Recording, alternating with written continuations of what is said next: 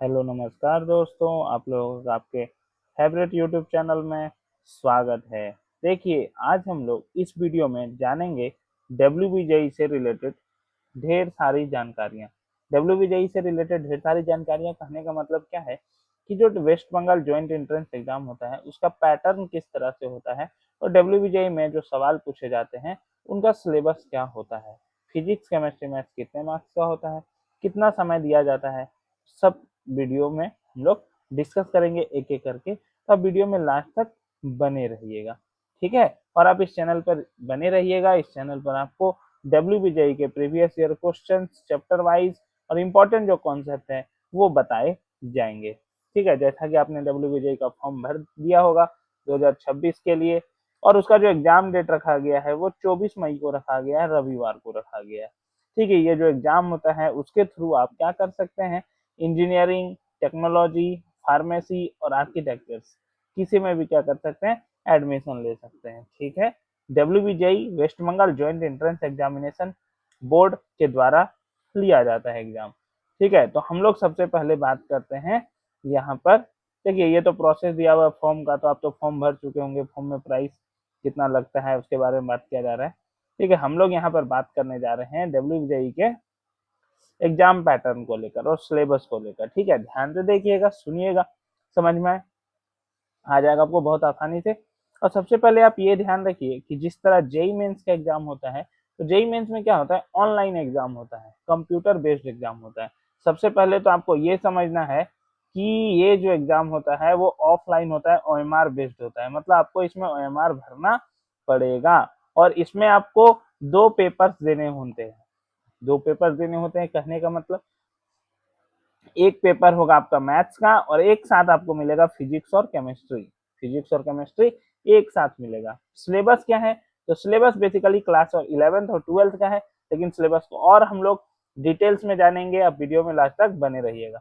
देखिए, सबसे पहला एग्जाम्स होगा आपका मैथ्स का। तो मैथ्स का पैटर्न के बारे में बात करते हैं। टोटल उसमें 75 क्वेश्चन होंगे जो 100 मार्क्स से होंगे। देखिए, कोर टॉपिक बता दिया गया है, कैलकुलस है, अलजेब्रा है, कोऑर्डिनेट ज्योमेट्री है, वेक्टर, 3D, प्रोबेबिलिटी, ये सब क्वेश्चंस आपको यहाँ पर देखने को मिलेंगे। सेम उसी तरह फिजिक्स जो होगा आपका, उसमें 40 क्वेश्चन होगा 50 मार्क्स का। केमिस्ट्री भी 40 क्वेश्चन होगा 50 मार्क्स का।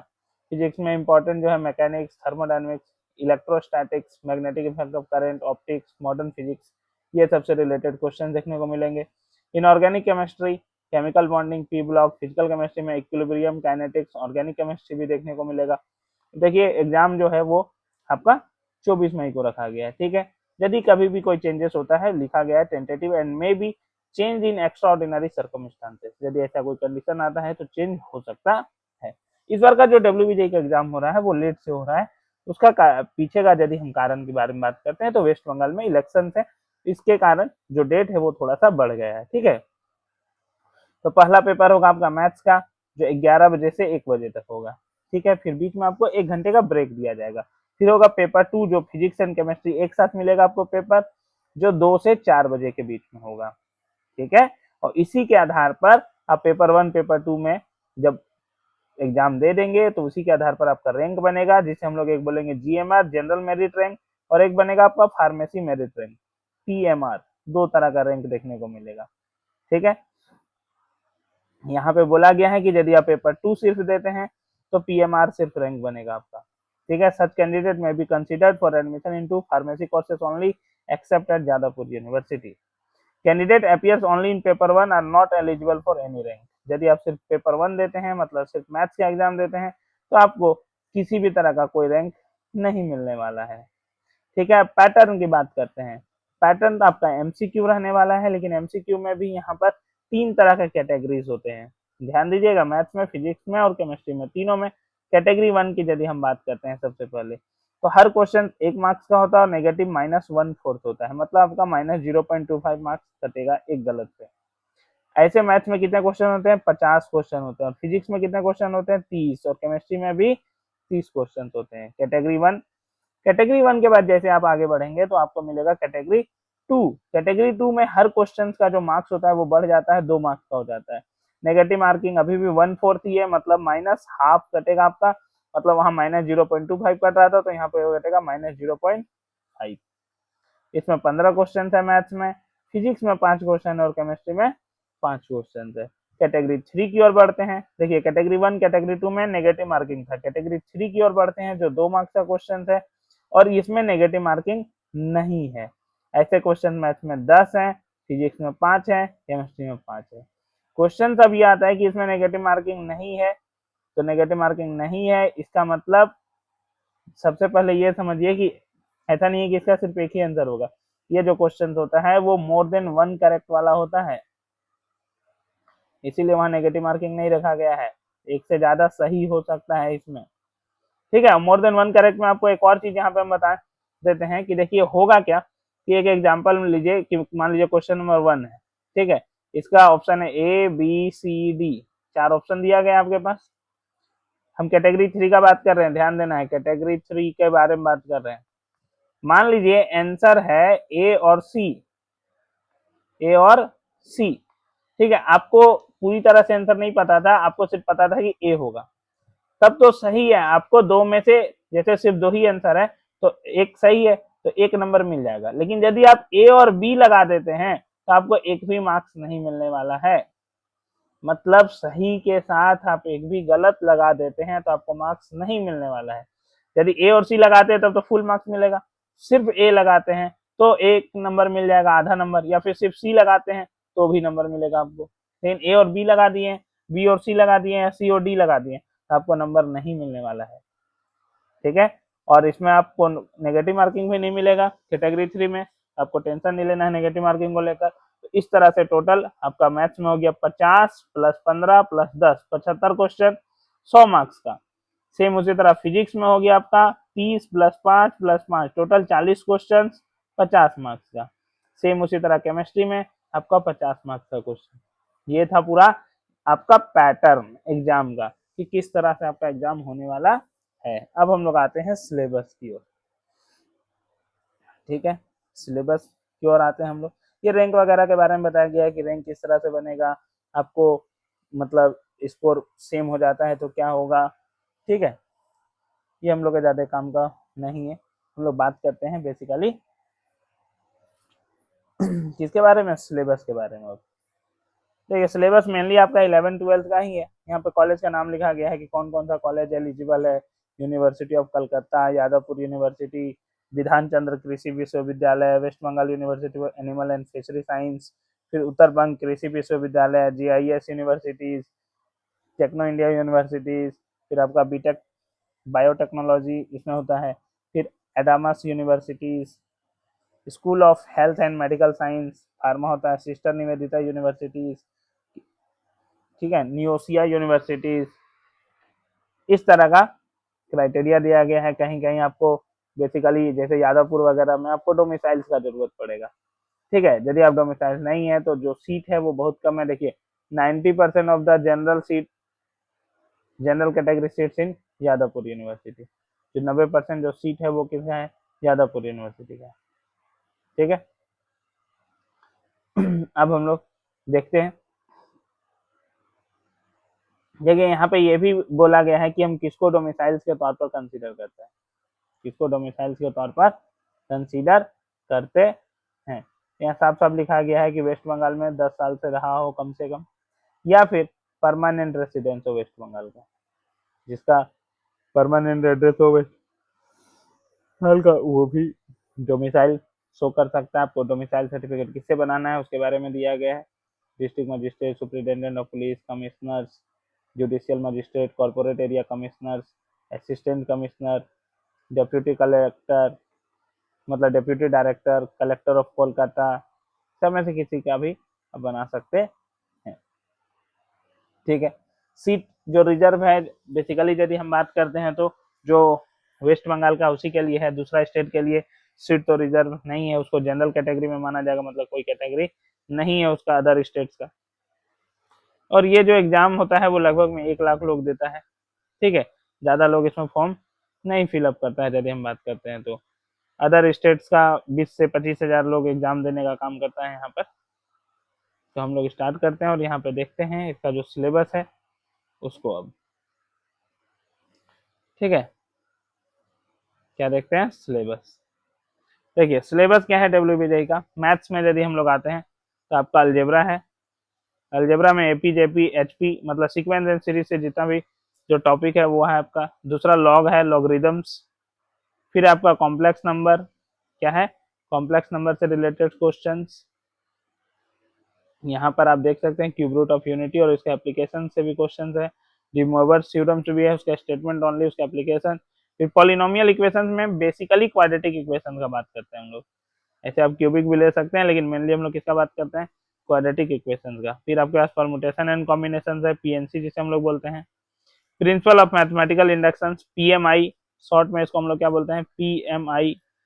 Binomial theorem. फिर आपका मैट्रिसेस, ठीक है। फिर आपका डिटर्मिनेंट इसी में है, मैट्रिसेस नहीं सिर्फ समझना है। डिटर्मिनेंट, डिटर्मिनेंट का properties, minor cofactor, adjoint, inverse of A matrix, ठीक है। Solution of system of linear equations basically जिसमें हम लोग क्रैमर्स रूल का बात करते हैं। एडजॉइंट का मेथड से भी सॉल्व करते हैं, सिर्फ क्रैमर्स रूल नहीं है, एडजॉइंट वाले मेथड से भी हम लोग सॉल्व करते हैं इस तरह के इक्वेशन। फिर डिटरमिनेंट का application area of triangle find करने में।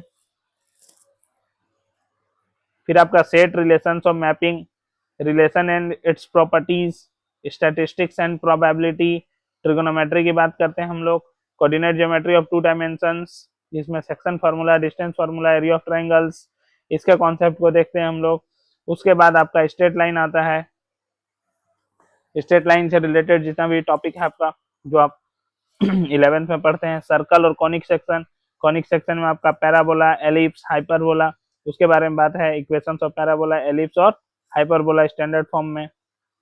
फिर आपका coordinate geometry of three dimension का कोऑर्डिनेट ज्योमेट्री जिसमें हम लोग direction cosine, direction ratio, 2 point का डिस्टेंस, सेक्शन फार्मूला, ठीक है, उस सब के बारे में बात करते हैं हम लोग। फिर आपका कैलकुलस आ गया। कैलकुलस में आपका differential calculus, limit, continuity, differentiability, inverse of a function, फिर चेन रूल, अलग अलग फॉर्म में डिफरेंशिएशंस, सेकंड ऑर्डर डेरिवेटिव्स। फिर आपका Rolle's theorem and Lagrange's mean value theorem, उसका स्टेटमेंट और उससे related questions. L hospital rules या फिर लॉपिटल रूल्स हम लोग जिसको बोलते हैं। डिफरेंशियल भाव है इंटीग्रल कैलकुलस। इंटीग्रल कैलकुलस में दो तरह का इंटीग्रेशन होता है, डिफिनिट और इनडेफिनिट। तो पहले इनडेफिनिट इंटीग्रल की बात किया जा रहा है, उसमें integration by part, substitution, partial fraction important है। फिर डिफिनिट इंटीग्रल्स में लिमिट ऑफ सम, फिर fundamental theorem of integral calculus और उसके एप्लीकेशंस, फिर प्रॉपर्टीज। डिफिनिट इंटीग्रल पर प्रॉपर्टीज से बहुत सारे क्वेश्चन देखने को मिलते हैं। फिर आपका डिफरेंशियल इक्वेशन जिसमें ऑर्डर डिग्री का बात होगा, solution of homogeneous differential equations, separation of variable methods, applications of calculus. Calculus का कहाँ कहाँ यूज होता है, जैसे मैक्सिमम मिनिमम निकालना, मोनोटोनिसिटी, इंक्रीजिंग डिक्रीजिंग के बारे में बात करना, टेंजेंट नॉर्मल का बात करना, ठीक है। ये सब कंडीशन। सबसे लास्ट में आपका वेक्टर। वेक्टर में भी गौर कीजिए, यहाँ पे स्केलर एंड डॉट प्रोडक्ट तो है ही, स्केलर ट्रिपल प्रोडक्ट भी है यहाँ पर। इसका इंटरप्रिटेशन क्या है और इसका यूज कहाँ पे करते हैं हम लोग। इस तरह से आपका ये मैथ का जो सिलेबस है वो समाप्त होता है। आप मैथ का सिलेबस देख चुके हैं पूरी तरह से। हम लोग आगे बढ़ते हैं फिजिक्स के सिलेबस की ओर। फिजिक्स में आपका physical world, measurements, unit and dimension, पहला जो चैप्टर है उसके बारे में बात करता है। दूसरा motion in 1D and 2D, motion 1D में और 2D में किस तरह से होता है उसके बारे में बात किया जाता है। फिर मोशन इन ए प्लेन, एक प्लेन में कोई बॉडी किस तरह से मूव करता है, जिसमें भी हम लोग वेक्टर वगैरह के बारे में पढ़ते हैं। लॉज ऑफ मोशन, मोशन का 3 law, Newton's laws of motion जो हम लोग पढ़ते हैं, first law, second law, third law, इसी में impulse, conservation of linear momentum, free body diagrams, frictions के बारे में बात करते हैं हम लोग, सर्कुलर मोशन के भी बारे में बात करते हैं, सेंट्रीपिटल फोर्स, सेंट्रीफ्यूगल फोर्स के बारे में बात करते हैं, उसका क्या एप्लीकेशंस है। फिर वर्क पावर एनर्जी है आपका वर्क पावर एनर्जी, यहीं पर हम लोग कंजर्वेशन ऑफ मैकेनिकल एनर्जी का बात करते हैं। Motion of system of particles and rigid body, किस तरह से मोशंस होता है। इसमें हम लोग बेसिकली रोटेशंस का भी बात करते हैं। किसके बारे में बात करते हैं, रोटेशंस का। टॉर्क का बात करते हैं, एंगुलर मोमेंटम का बात करते हैं, एंगुलर मोमेंटम कंजर्वेशन का बात करते हैं हम लोग, मूवमेंट ऑफ इनर्शिया का बात करते हैं। फिर आपके पास ग्रेविटेशंस क्या है, ग्रेविटेशंस, इसके velocity orbital velocity of satellite, time period of satellite, geostationary satellite, bulk properties of matter, इसमें Hooke's law, Young's modulus of elasticity, bulk modulus, compressibility, shearing modulus, Poisson ratio, ये सब के बारे में बात करते हैं हम लोग। सरफेस टेंशन क्या होता है। फिर आपके पास है विस्कोसिटी, क्या है विस्कोसिटी, कोफिशिएंट ऑफ विस्कोसिटी क्या होता है, स्ट्रीमलाइन एंड टर्बुलेंट मोशन क्या होता है, रेनॉल्ड्स नंबर क्या होता है, स्टोक्स लॉ क्या होता है, टर्मिनल वेलोसिटी, बर्नौलीज थ्योरम और उसका एप्लीकेशन क्या है। फिर है heat and thermal physics, heat and thermal physics, adiabatic process क्या होता है, आइसोथर्मल क्या होता है, इसमें वर्क डन किस तरह से कैलकुलेट करते हैं, कैलोरीमेट्री का प्रिंसिपल क्या है, हीट का ट्रांसफर किस तरह से होता है, स्पेसिफिक लेटेंट हीट कैपेसिटी क्या होता है, सबके बारे में हम लोग डिस्कस करने वाले हैं। कंडक्शन, कन्वेक्शन, रेडिएशन, ये सब पढ़ना पड़ेगा आपको। ब्लैक बॉडी रेडिएशन क्या होता है, किरचॉफ्स लॉ क्या होता है, न्यूटन्स लॉ ऑफ कूलिंग किस तरह से काम करता है, क्या बोलता है वो, वीएन्स डिस्प्लेसमेंट लॉ क्या है, स्टीफेंस लॉ क्या है, बोल्ट्जमैन करेक्शन क्या है। फिर हम लोग आते हैं थर्मोडायनेमिक्स में। थर्मोडायनेमिक्स में जीरोथ लॉ, फर्स्ट लॉ और सेकंड लॉ, सीपी और सीवी क्या होता है, किस तरह से उसका रिलेशन है। ठीक है, सेकंड लॉ ऑफ थर्मोडायनेमिक्स में हम लोग एंट्रोपी के बारे में बात करते हैं, रिवर्सिबल और इरिवर्सिबल इंजन किस तरह से काम होता है, कार्नोट इंजन का एफिशिएंसी कितना है। फिर आपका काइनेटिक थ्योरी ऑफ गैसेस आ गया, वहां पे क्या आ गया, काइनेटिक थ्योरी ऑफ गैसेस। इसमें हम लोग बात करते हैं अलग अलग तरह का जो स्पीड्स होता है, मॉलिक्यूल्स होता है, जैसे इसमें सबसे इंपॉर्टेंट है RMS speed, degree of freedom, किस तरह से हम लोग कैलकुलेट करते हैं। फिर आपका ऑसिलेशन एंड वेव्स, इसमें बहुत इंपॉर्टेंट एसएचएम है, सिंपल हार्मोनिक मोशंस। फिर आपका साउंड वेव क्या है, साउंड वेव, डॉपलर इफेक्ट किस तरह से काम करता है। फिर आपका आ गया सबसे इंपॉर्टेंट चैप्टर इलेक्ट्रोस्टैटिक्स,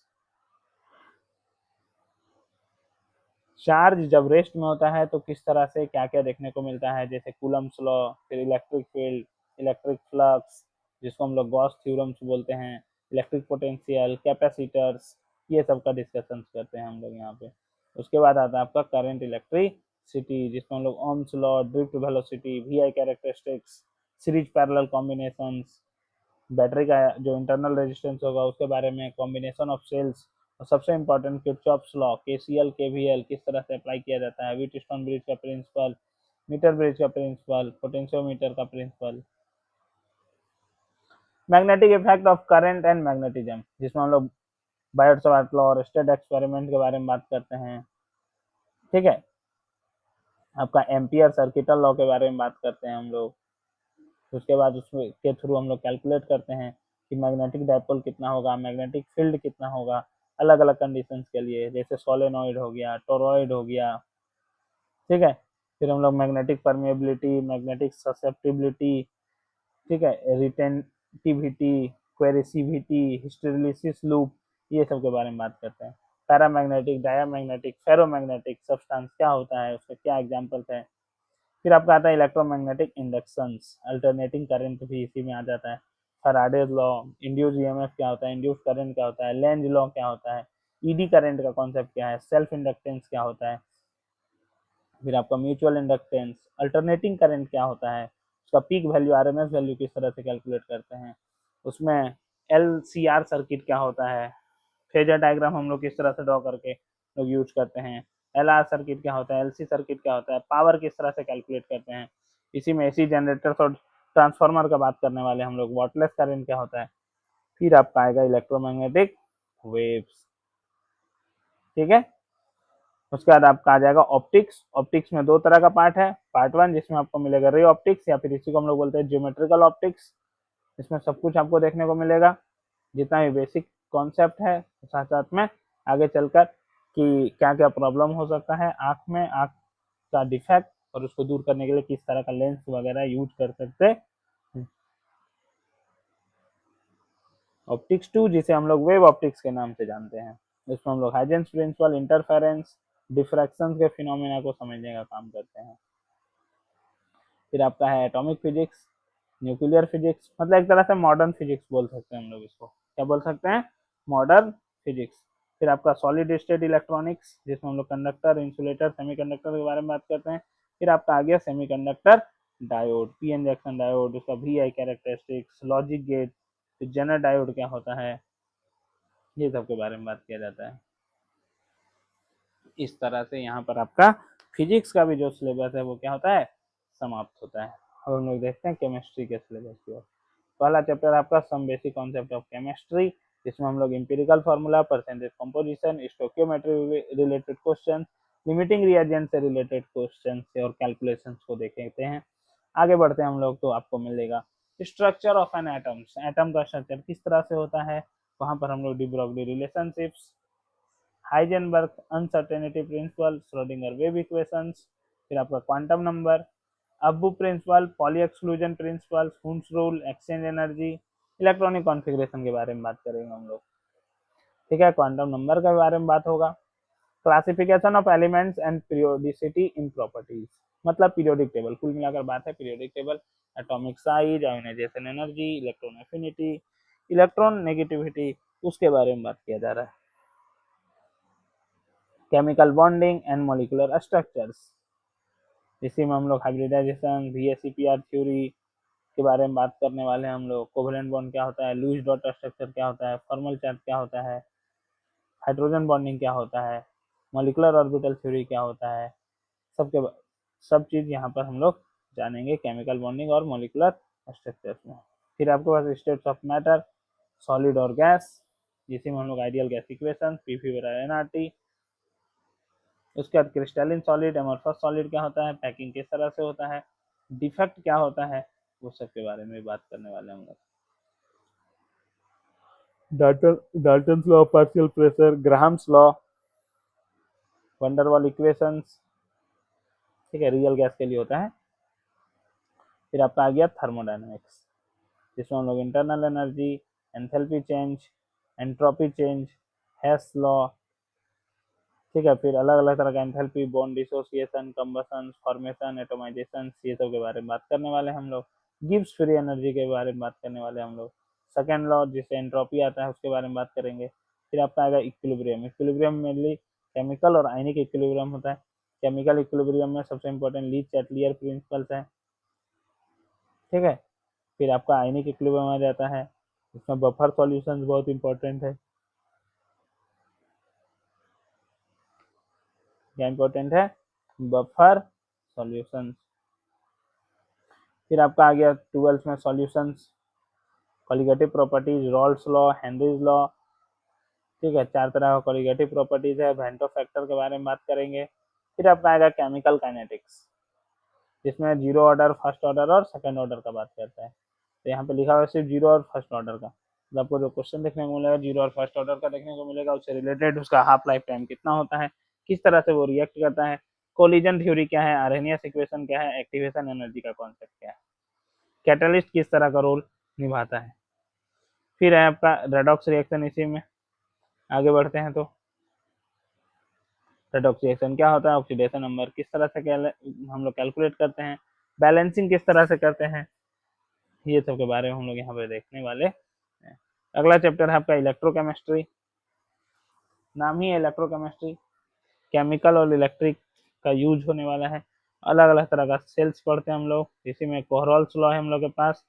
फिर आपके पास ड्राई सेल्स है, इलेक्ट्रोलिट, ड्राई सेल में electrolytic cell, galvanic cells, Nernst equation सबसे इंपॉर्टेंट है इसमें, नस्ट इक्वेशन और उसका एप्लीकेशन, ठीक है। फिर आपका lithium ion battery, organic chemistry में सब बेसिक प्रिंसिपल जैसे आईपीएससी हो गया, फिर आपका inductive effect, resonance effect, hyper conjugation हो गया, होमोलिटिक हेटेरोलिटिक फ्यूजन हो गया, free radicals, carbocation, carbon ion हो गया, इलेक्ट्रोफाइल क्या होता है, न्यूक्लियोफाइल हो गया, एडिशन, एलिमिनेशन और सब्सटीट्यूशन रिएक्शन। फिर आपका आ गया हाइड्रोकार्बन, अल्केन, अल्कीन और अल्काइन के बारे में बात करते हैं हम लोग, ठीक है। फिर एरोमेटिक हाइड्रोकार्बन के बारे में बात करते हैं यहाँ पे हम लोग, बेंजीन के बारे में, हकल रूल से रिलेटेड।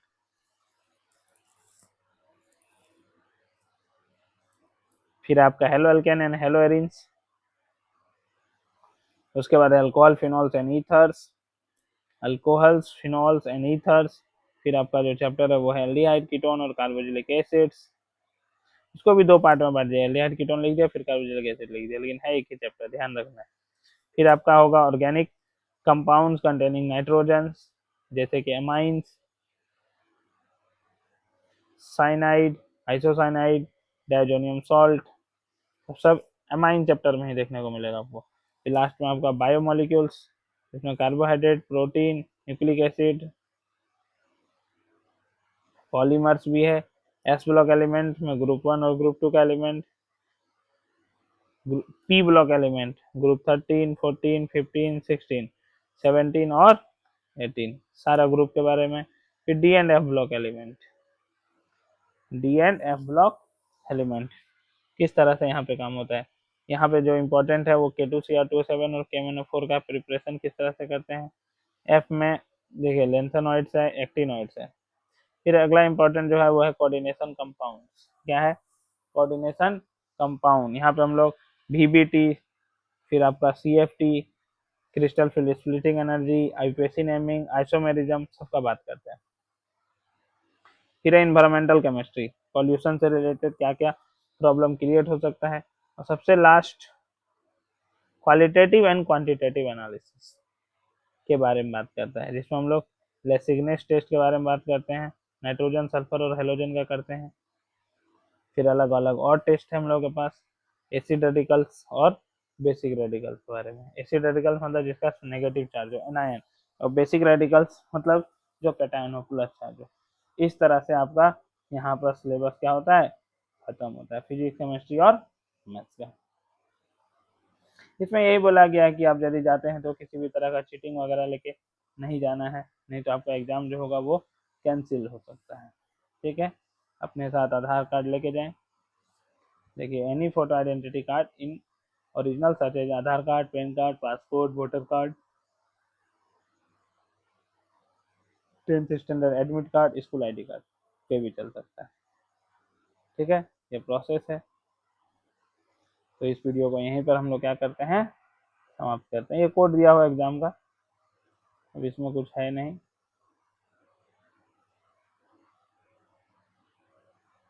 ठीक है, फिर कॉलेज का नाम है जहाँ पर डिफेंस कोटा से सीट अवेलेबल है। तो आपको ये वीडियो कैसा लगा आप हमें कमेंट के माध्यम से बता सकते हैं। यदि आप चैनल में नए हैं और इसी तरह के और वीडियो चाहते हैं तो आप चैनल को सब्सक्राइब करना ना भूलें, और अपने दोस्तों को भी ज़्यादा से ज़्यादा शेयर करें ताकि उन्हें भी इसका लाभ मिल सके। हम लोग फिर मिलेंगे अगले वीडियो में, तब तक के लिए धन्यवाद।